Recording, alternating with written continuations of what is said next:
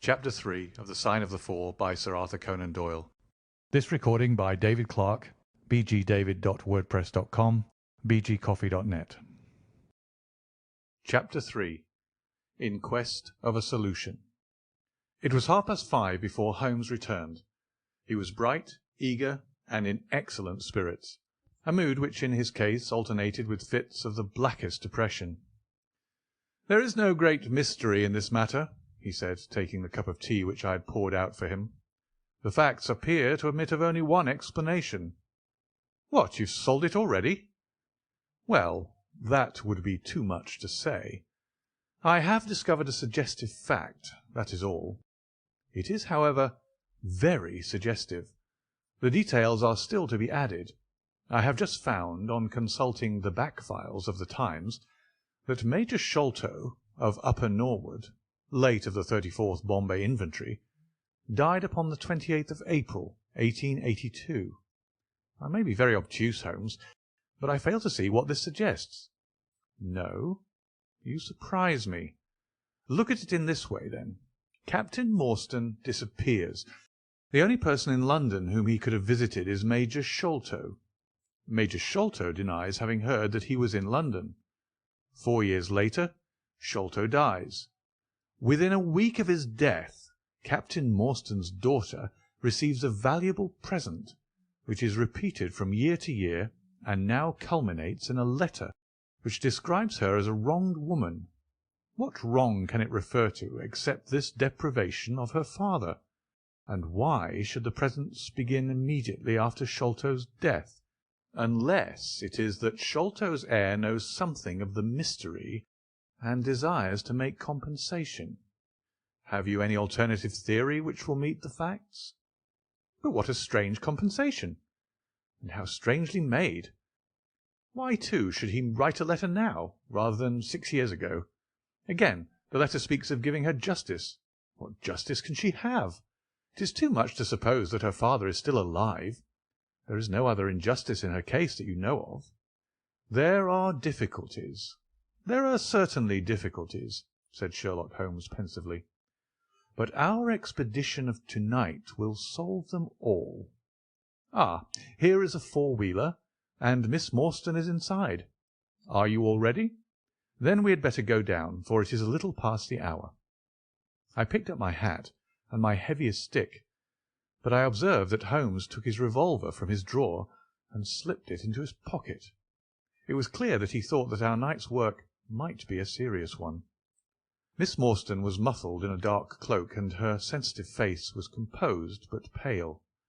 She must have been more than woman if she did not feel some uneasiness at the strange enterprise upon which we were embarking, yet her self-control was perfect, and she readily answered the few additional questions which Sherlock Holmes put to her. "Major Sholto was a very particular friend of Papa's," she said. "His letters were full of allusions to the Major. He and Papa were in command of the troops at the Andaman Islands, so they were thrown a great deal together. By the way, a curious paper was found in Papa's desk which no one could understand. I don't suppose that it is of the slightest importance, but I thought you might care to see it, so I brought it with me. It is here." Holmes unfolded the paper carefully and smoothed it out upon his knee. He then very methodically examined it all over with his double lens. "It is paper of native Indian manufacture," he remarked. "It has at some time been pinned to a board. The diagram upon it appears to be a plan of part of a large building with numerous halls, corridors, and passages. At one point is a small cross done in red ink, and above it is a 337 from left in faded pencil writing. In the left-hand corner is a curious hieroglyphic like 4 crosses in a line with their arms touching.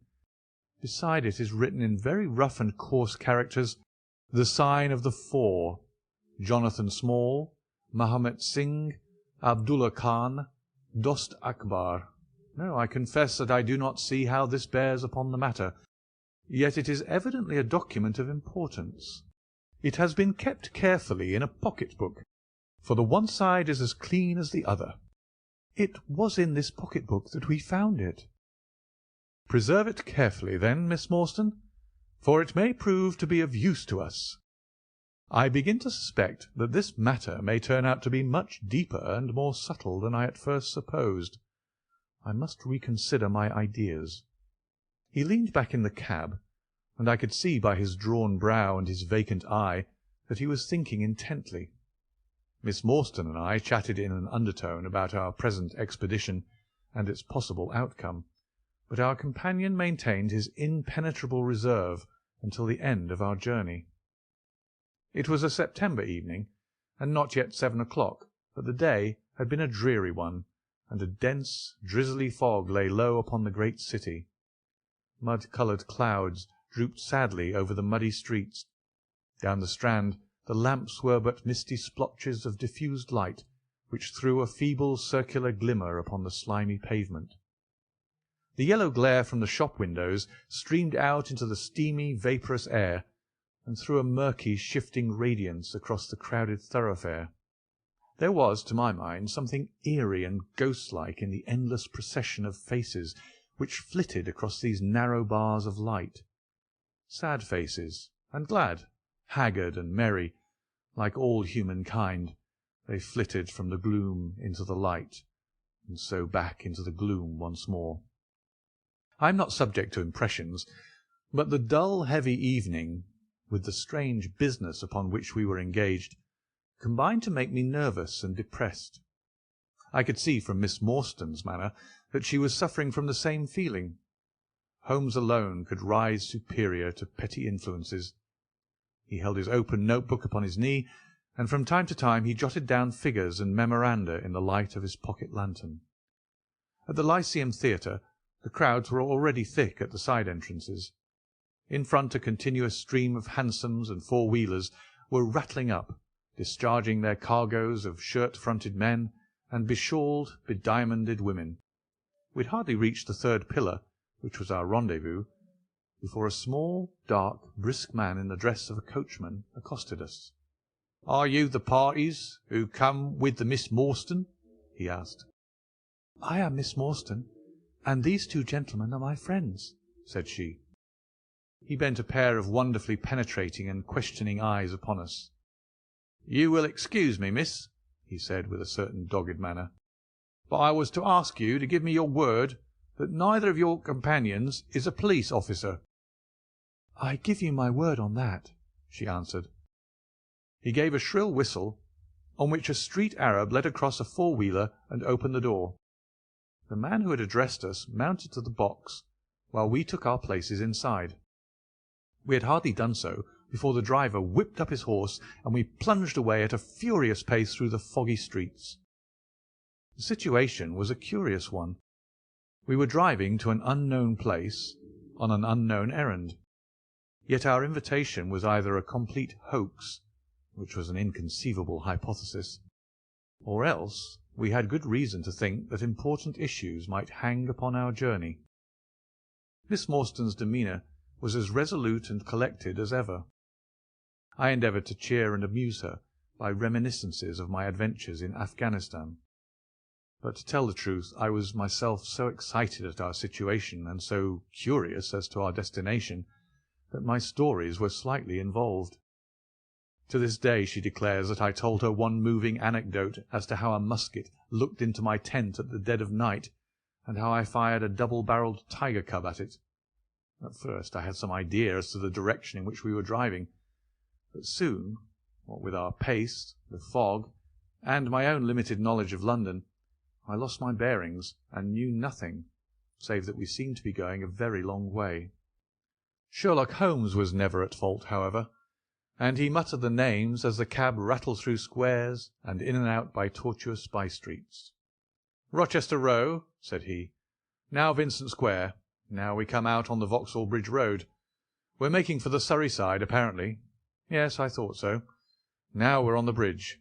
You can catch glimpses of the river." We did indeed get a fleeting view of a stretch of the Thames, with the lamps shining upon the broad, silent water, but our cab dashed on, and was soon involved in a labyrinth of streets upon the other side. "Wordsworth Road," said my companion, "Priory Road, Larkhall Lane, Stockwell Place, Robert Street, Coldharbour Lane. Our quest does not appear to take us to very fashionable regions." We had indeed reached a questionable and forbidding neighbourhood. Long lines of dull brick houses were only relieved by the coarse glare and tawdry brilliancy of public houses at the corner. Then came rows of two-storied villas, each with a fronting of miniature garden, and then again interminable lines of new staring brick buildings, the monster tentacles which the giant city was throwing out into the country. At last the cab drew up at the third house in a new terrace. None of the other houses were inhabited, and that at which we stopped was as dark as its neighbours, save for a single glimmer in the kitchen window. On our knocking, however, the door was instantly thrown open by a Hindu servant, clad in a yellow turban, white, loose-fitting clothes, and a yellow sash. There was something strangely incongruous in this oriental figure, framed in the commonplace doorway of a third-rate suburban dwelling-house.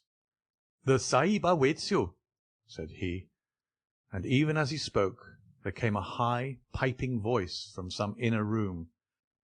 "Show them in to me, Kitmutgar," it cried. "Show them straight in to me." End of chapter 3.